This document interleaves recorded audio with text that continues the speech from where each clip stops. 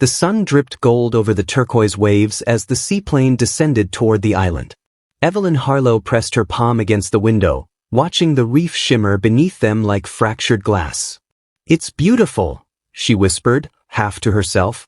Her husband, Martin, smiled the same rehearsed smile he'd worn for years, wide, charming, hollow. "Only the best for you, Evie," he said, brushing a kiss against her knuckles. The gesture was soft, practiced, and just a beat too late to feel real.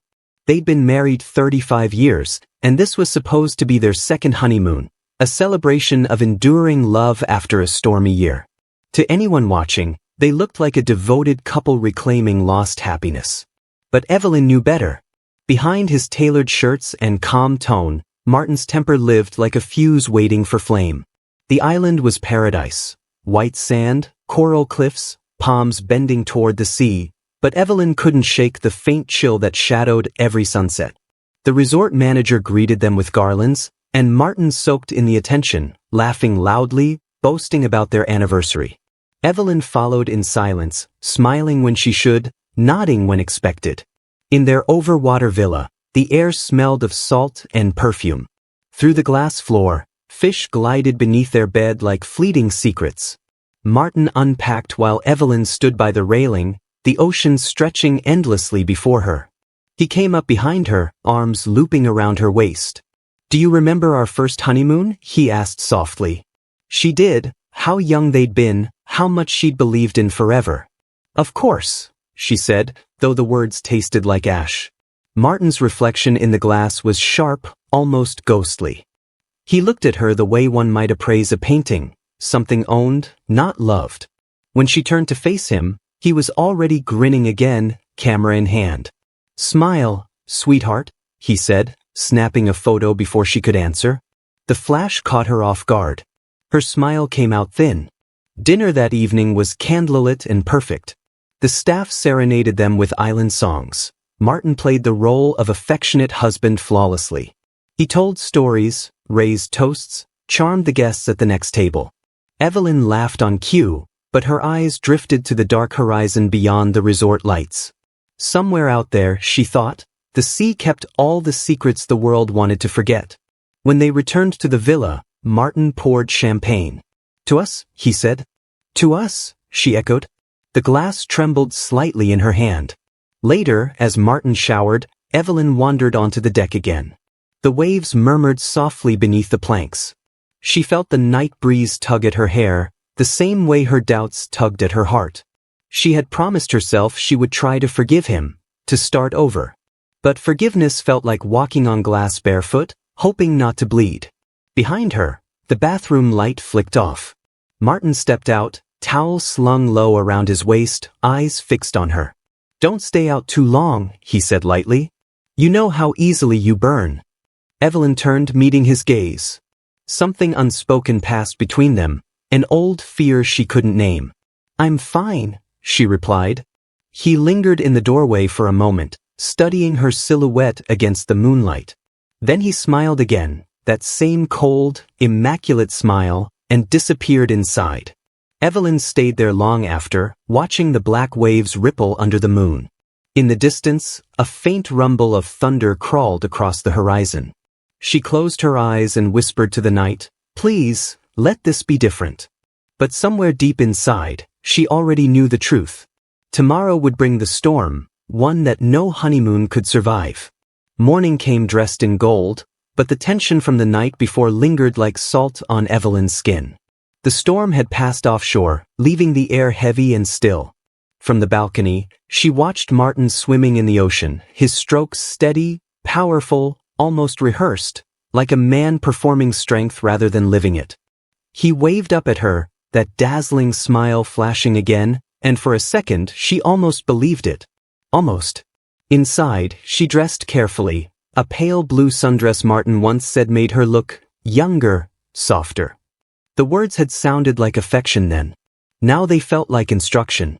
She'd spent most of her marriage trying to fit into the version of herself he approved of, smiling at dinner parties, staying silent during arguments, pretending his little cruelties were just jokes.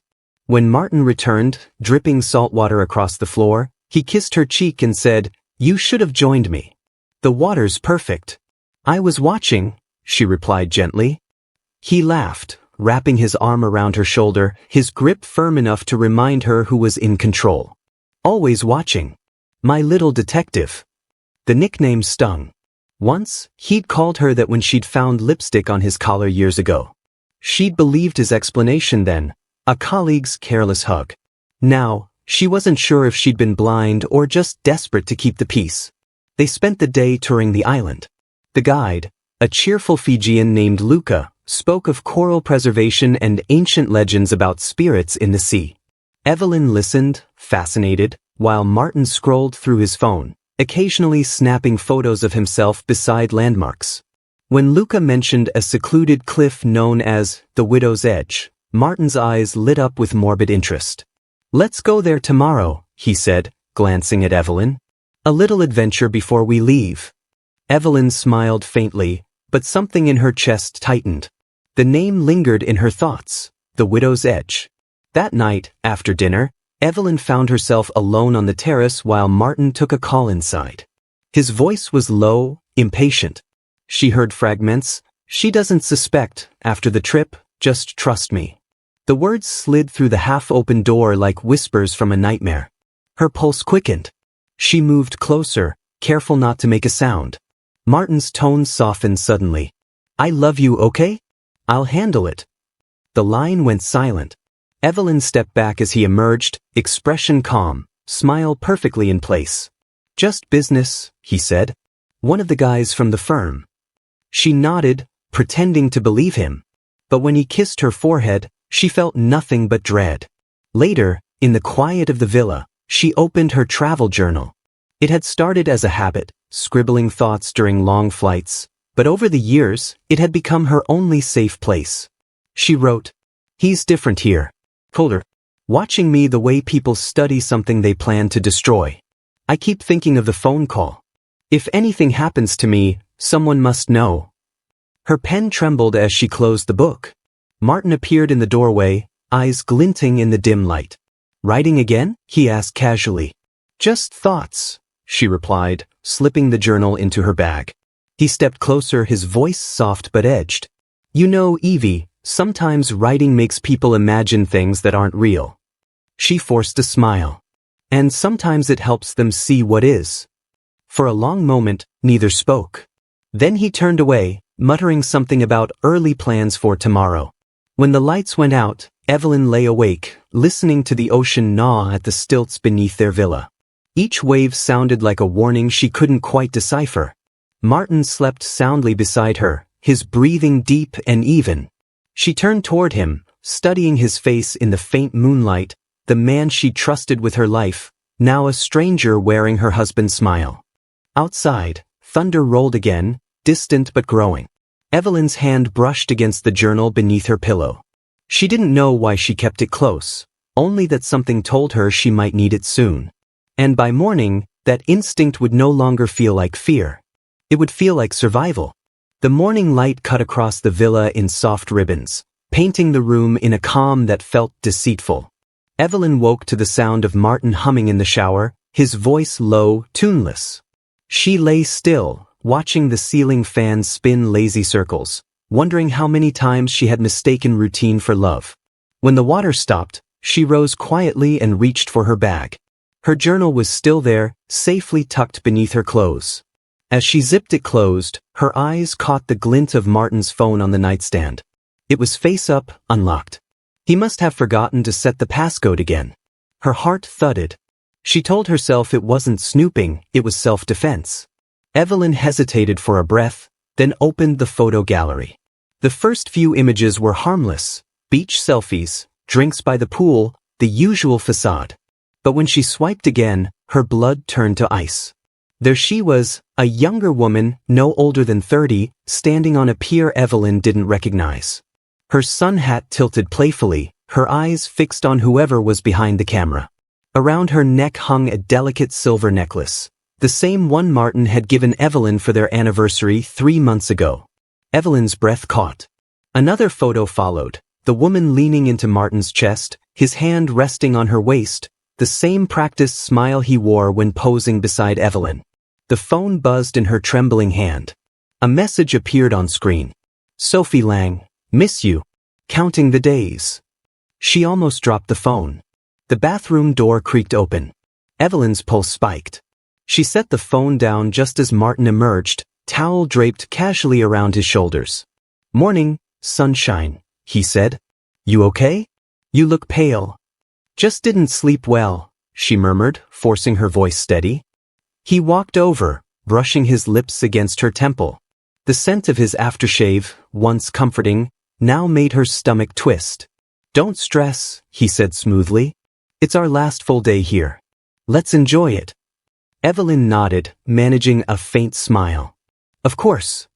But all through breakfast, she couldn't meet his eyes. Her mind replayed the images over and over. The necklace, the touch, the smile. The truth felt like a wound reopening with every heartbeat. Back in the villa, she opened her journal again, writing quickly, her handwriting jagged. There's someone else. Her name is Sophie. I saw the pictures. He lied to me again. I don't know what he's capable of, but I think I'm about to find out. She tore out the page, folded it, and slipped it inside the lining of her suitcase. That afternoon, Martin suggested a walk to the northern cliffs. Evelyn agreed, afraid to refuse, afraid to ask why. The path wound through palm trees, their shadows long and sharp under the fading sun. He held her hand too tightly. Tomorrow we'll take the boat tour, he said casually. Sharks, coral, all that adventure stuff you love. Evelyn forced a laugh. You know I'm terrified of the ocean. That's what makes it exciting. His eyes glimmered with something unreadable. For a brief second, she thought about running, just turning and walking back toward the resort, calling her daughter, booking the first flight home. But then Martin stopped, brushing a strand of hair from her face. You know I'd never hurt you, right? He said softly. Evelyn froze, unsure if it was reassurance or warning. He smiled, stepping closer, his voice almost tender. You're my everything. She nodded, her throat dry. I know. But that night, as Martin slept beside her, Evelyn couldn't close her eyes. Her gaze drifted toward his phone charging on the nightstand, the screen dim, silent, like it too was keeping a secret. And somewhere beyond the villa, the ocean whispered its promise of truth, waiting for morning. The next morning arrived clear and impossibly bright, as if the island itself were trying to disguise the darkness underneath. The sea shimmered like glass, calm and endless. Evelyn stood on the deck, clutching a cup of untouched coffee, watching Martin pack sunscreen, towels, and his waterproof camera. Don't look so nervous, he said cheerfully. It's perfectly safe. The guide said they're reef sharks, small, harmless. Evelyn's lips curved into a weak smile. Sharks and I have never shared the same definition of harmless. He laughed, that easy, public laugh she'd once fallen in love with.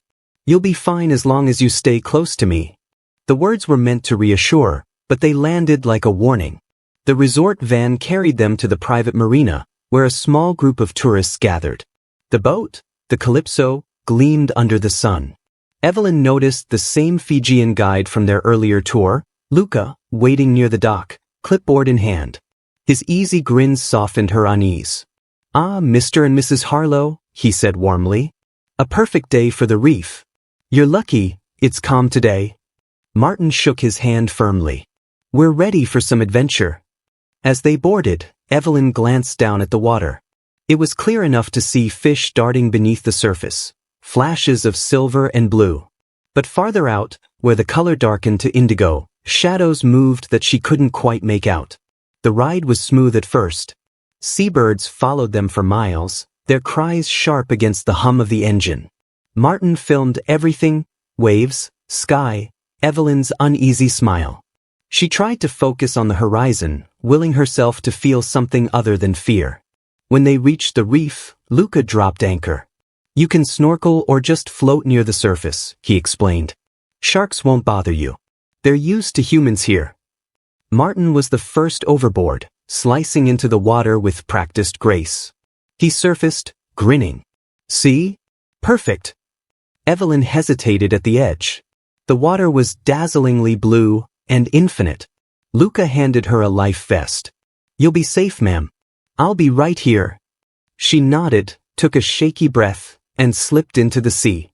The water was cool, almost soothing at first. Schools of fish brushed past her legs. For a fleeting moment, she let herself relax. Martin swam ahead, pointing toward the coral below. But the further they drifted from the boat, the stronger the current became. Evelyn turned toward Luca's voice calling faintly, "Don't go too far." Martin either didn't hear or didn't care. "Martin," she called. "We're getting too deep." He turned, his expression unreadable behind the snorkel mask. Then he motioned for her to follow. Something in her screamed no. She treaded water, glancing back at the boat.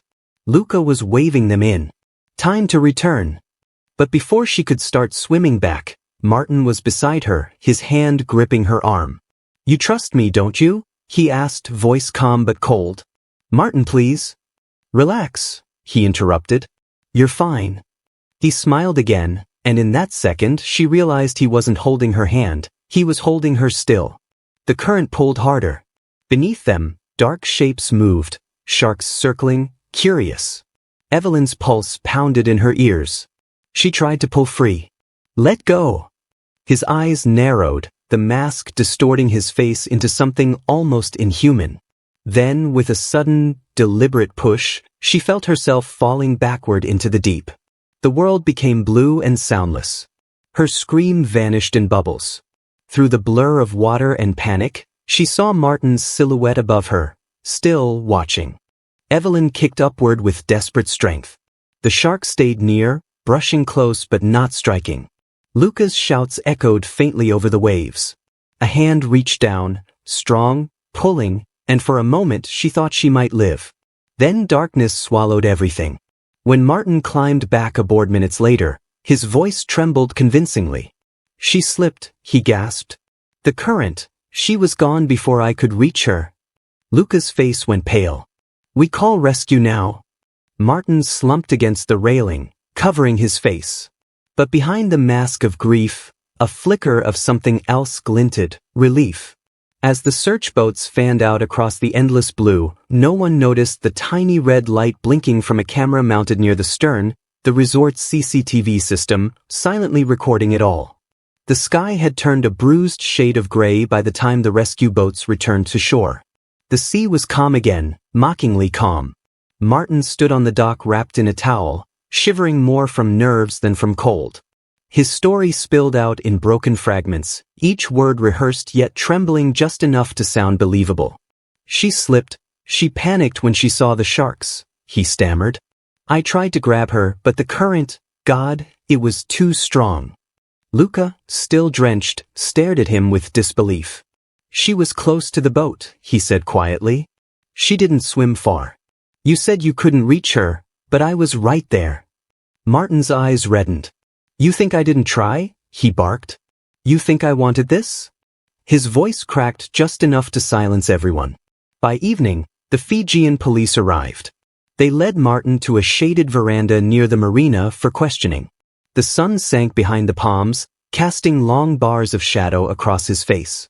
He leaned forward, hands shaking just enough to appear human. "She was terrified of the ocean," he said softly. "I told her she didn't have to go in, but she insisted. I think she slipped when she tried to grab my hand." Detective Naidu, a calm man with perceptive eyes, scribbled notes. "And you were the only one with her when she went under?" "Yes." Everyone else was still on the boat. Naidu studied him for a moment. "We'll review the footage from the dock and the boat's surveillance, just for procedure." Martin nodded quickly. "Of course. I want the truth to come out." The detective's expression didn't change. "Truth always does, Mr. Harlow." Back at the resort, staff whispered in hallways. Luca gave his official statement, repeating what he'd seen, how Evelyn seemed hesitant, how Martin pulled her further from safety. But without a body, without witnesses, there was only speculation. The next morning, Martin appeared in the lobby wearing dark glasses and a strained smile. "I'd like to check out early," he told the receptionist. The young woman hesitated. "Sir, the investigation." "I've already spoken to the police," he cut in. "They said I could leave. I just can't stay here anymore." His voice broke on the last word, and the woman nodded sympathetically. As he turned to go, Luca appeared at the doorway. "You shouldn't leave yet," he said quietly. Martin's jaw tightened. "Why not?" "There's still hope. Sometimes the sea returns what it takes." Martin's expression flickered, just for a second, then hardened again. "You don't understand. She's gone." He left without another word. That night, as waves crashed against the empty pier, the searchlights swept across the water for the last time. The official report would later describe Evelyn Harlow as presumed drowned. Her belongings were boxed, her passport sealed, and her journal, found half-hidden beneath a pillow, was marked as personal item, unrecovered handwriting to be reviewed. Back in the United States, news outlets picked up the story. American tourist lost in shark waters, husband devastated. The photos showed Martin's tearful face beside Evelyn's smiling one. To the world, he looked like a man broken by tragedy.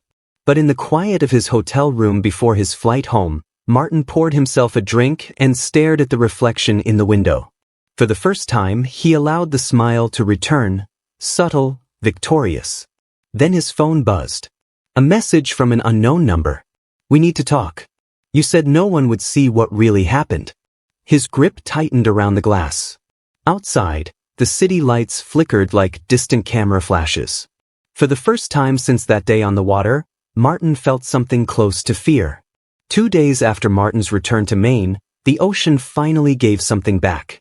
A fisherman spotted fabric tangled in the coral, a torn piece of a blue sundress, the same color Evelyn had worn that morning. The Fijian authorities reopened the case immediately, notifying both the U.S. Embassy and the local media.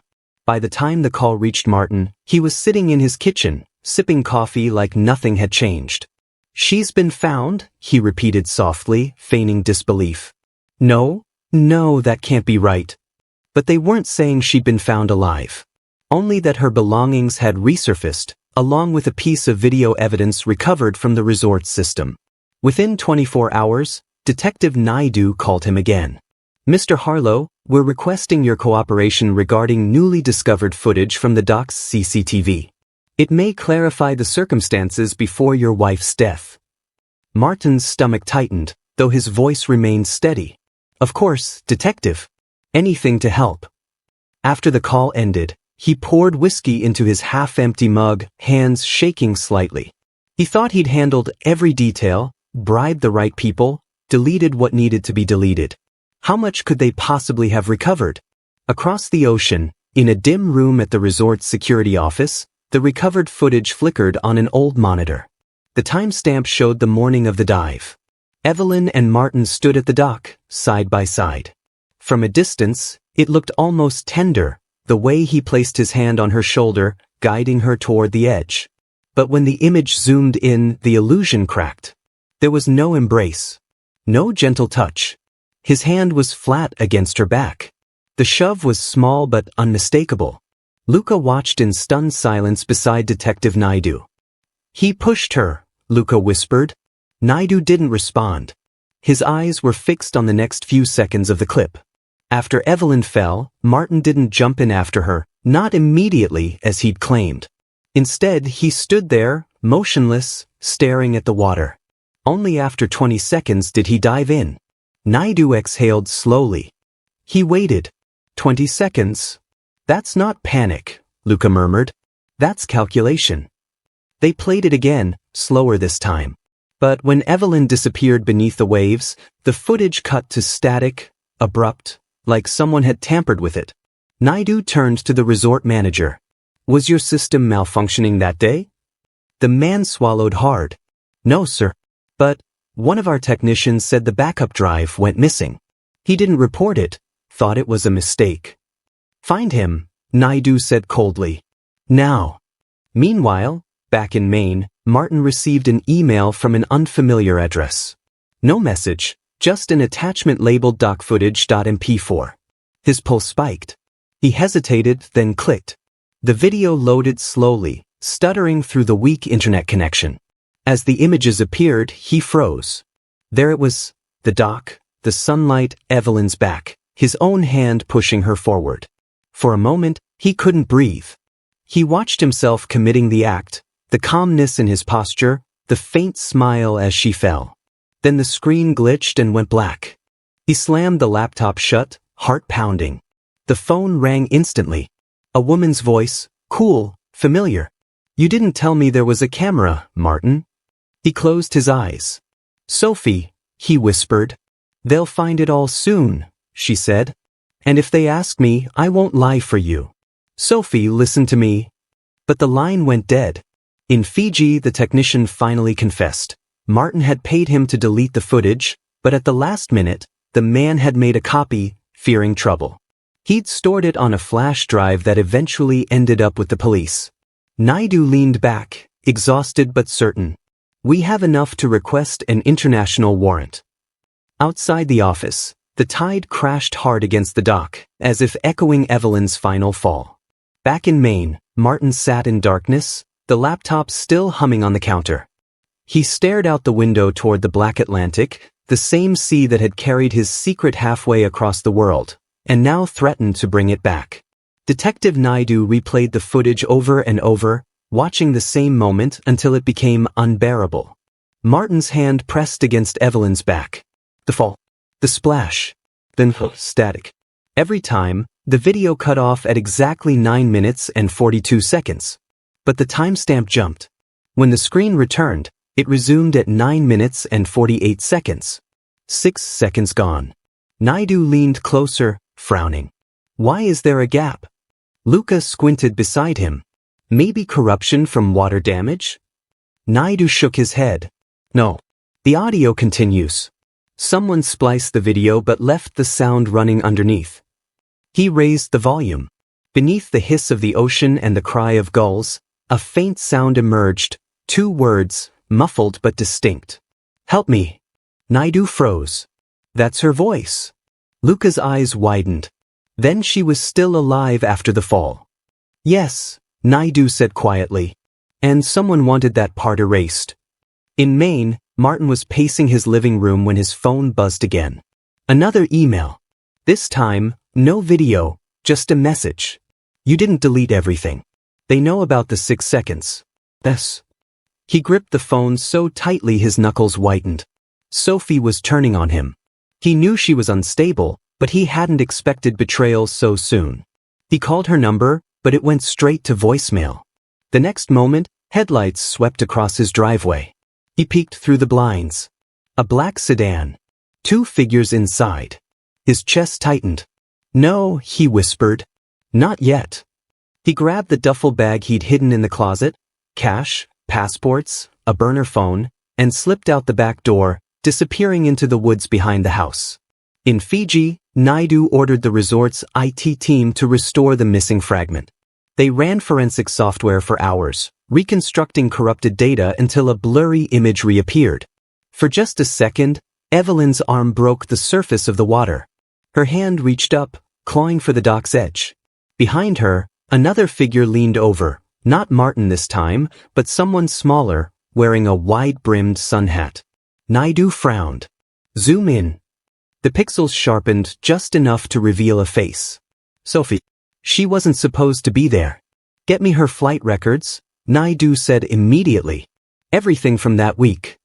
Minutes later, the records came in. Sophie arrived at the island 3 days before the wedding and never officially checked out. Naidu leaned back, his pulse quickening. She was there the day Evelyn died. Luca stared at him. So she didn't just cover for Martin, she was part of it. Or, Naidu said, she made sure Evelyn never came back. Meanwhile, Martin reached a coastal motel, 20 miles north. He checked in under a false name, then switched on the television. The headline flashed across the screen. "New evidence in Fiji bride death, second suspect identified." The screen showed a grainy still of Sophie leaning over the dock. Martin's jaw dropped. He whispered to himself, "You fool, you went back." He knew what that meant. The police would soon connect them both. And if Sophie was cornered, she'd drag him down too. He sank onto the bed, staring at the flickering news report. The words, "Help me," echoed in his head like a curse. For the first time, the image of Evelyn's face, terrified, betrayed, pierced through his carefully constructed calm. He poured another drink, hands trembling.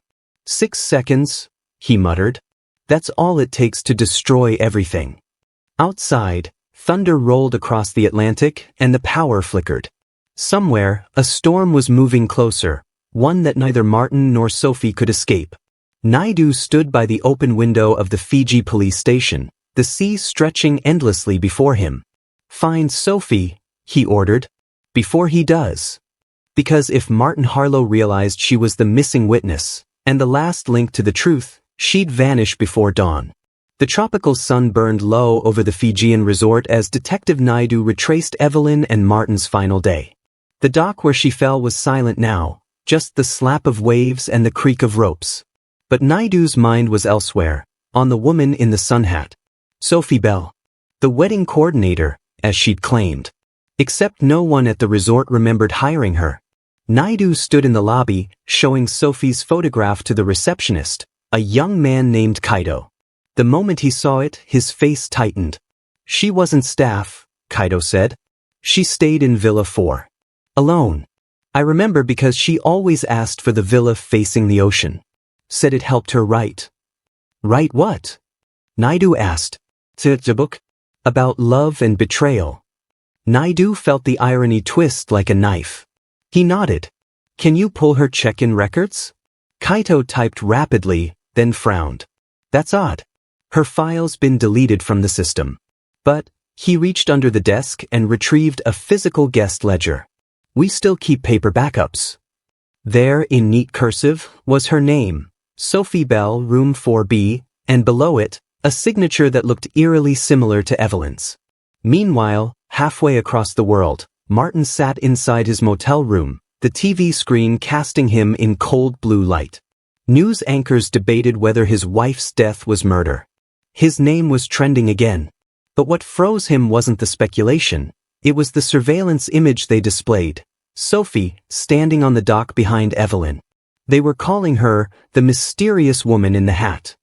Martin clenched his fists. They'll come for her first, he whispered. And then for me. He opened his laptop and accessed a hidden folder. Inside were dozens of photos. Sophie and him, together in the shadows of hotel bars, airports, her face pressed close to his. And Evelyn, smiling, unaware. He clicked on a video file titled, Confession Draft. Sophie's voice filled the room. If they ever find this, it wasn't just him. She deserved to know, but not like that. I just didn't think she'd fall. Martin slammed the laptop shut, heart pounding. You recorded everything? He hissed. He knew now, Sophie was unraveling. Back at the resort, Naidu entered Villa 4. Dust hung in the still air, and the faint scent of perfume lingered, floral, familiar. On the nightstand lay a leather notebook. He flipped it open. Each page was covered in careful handwriting, journal entries, dated weeks before the wedding. He said she'll never understand us. That she's too old, too fragile. But sometimes I think he still loves her. I saw them today. She looked happy. It made me want to scream. If she falls, it's his fault. I just want it over. Naidu felt the hair rise on his arms. Sophie hadn't been a bystander. She had planned something, driven by jealousy and obsession. But had Martin known? Or had she acted alone, twisting his desperation into violence? A sudden knock startled him. It was Luca. Detective, you need to see this. Outside, 2 maintenance workers stood by a water pipe beneath the dock. One held a small waterproof camera, tangled in algae. We found it stuck under the planks, the man said. Might have fallen during the accident. Naidu took it carefully. Get this to forensics. Now. He watched as the camera was sealed in evidence tape. His gut told him the answer was inside, that those missing seconds might finally reveal who pushed whom. Across the Pacific, Sophie sat in a dim cafe, sunglasses on, hands trembling around a cup of coffee. The TV above the counter showed a breaking news ticker. Authorities recover new evidence from Fiji dock. Her reflection in the window looked pale, ghostly. They found it, she whispered. Oh God, they found it. She reached for her phone and dialed. Straight to voicemail. Martin, she said softly, Don't do anything stupid. Please. Let me explain before they... But she stopped mid-sentence, noticing the man sitting 2 tables away, calm, expressionless, watching her. When she blinked, he was gone. Sophie exhaled shakily, grabbed her purse, and hurried outside. She didn't know it yet, but that same night, her name would appear on an international warrant. And the footage in Naidu's hands would show something no one was prepared to believe. The notebook sat beneath the glow of Naidu's desk lamp, its pages curling slightly from the island's humidity. Each word felt like a confession, inked in desperation and guilt.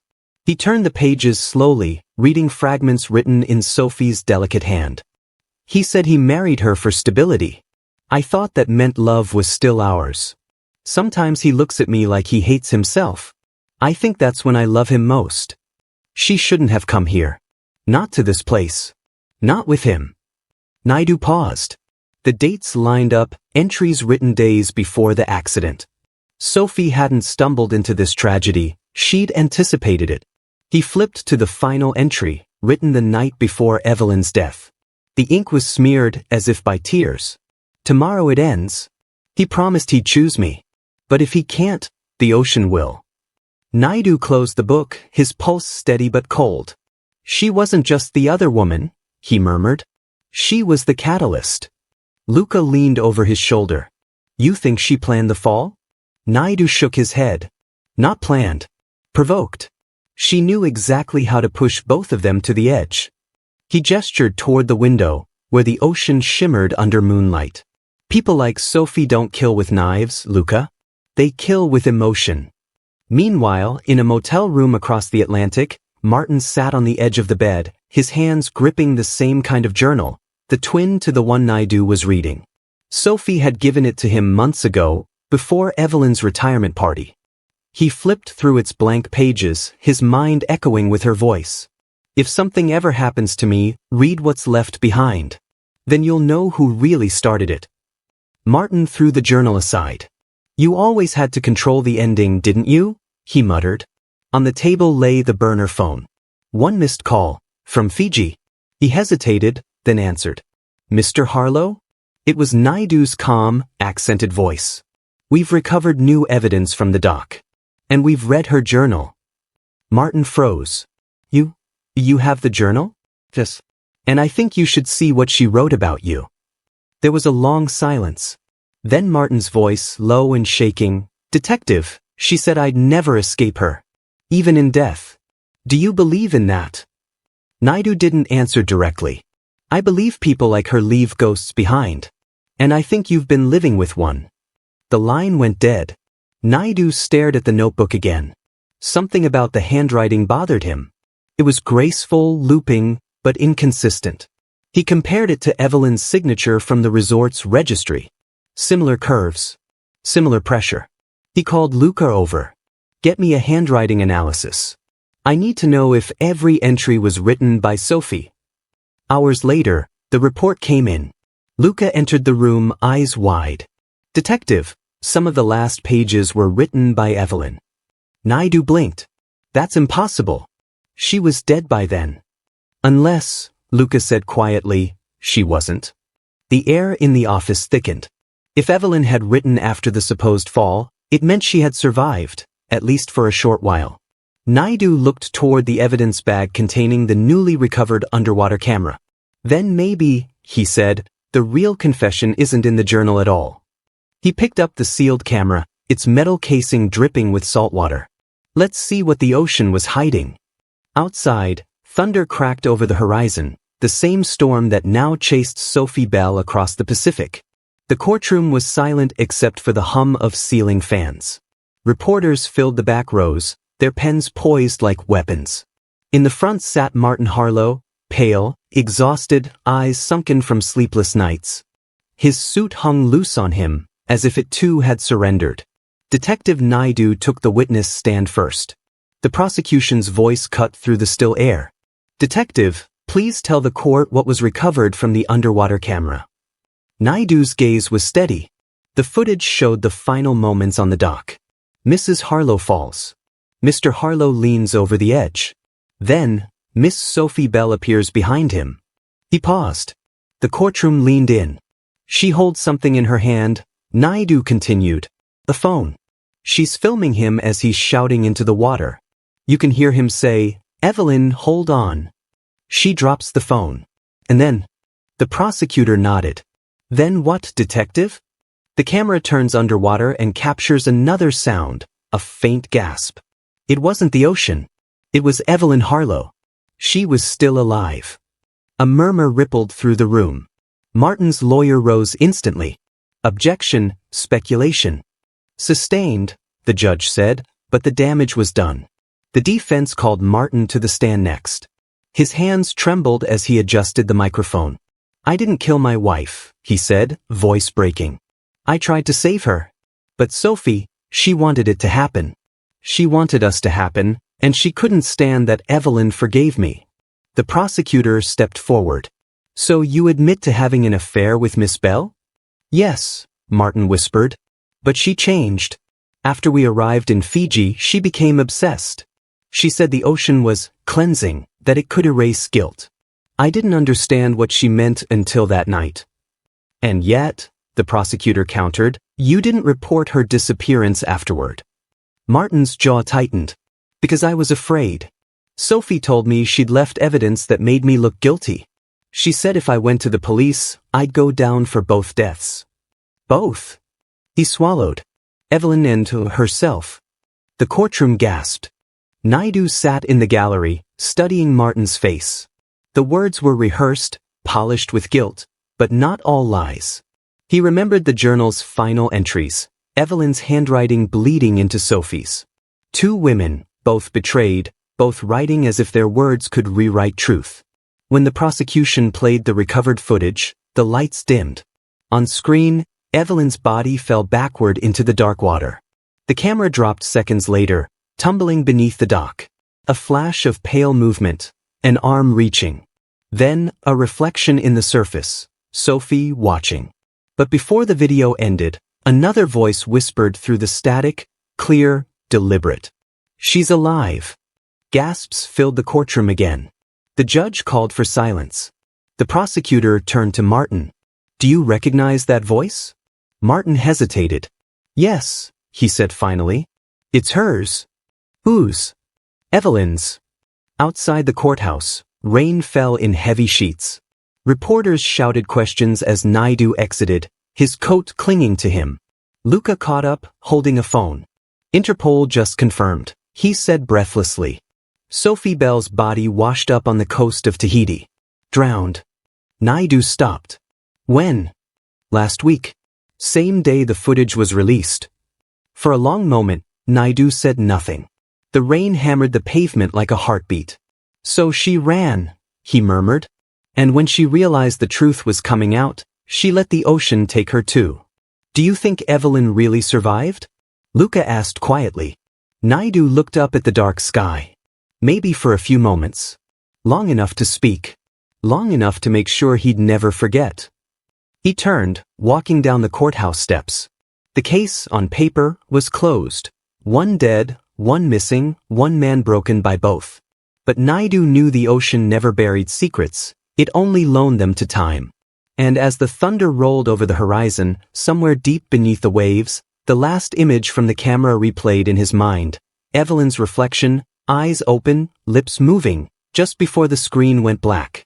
The ocean was calm again, its surface gleaming like glass under the morning sun.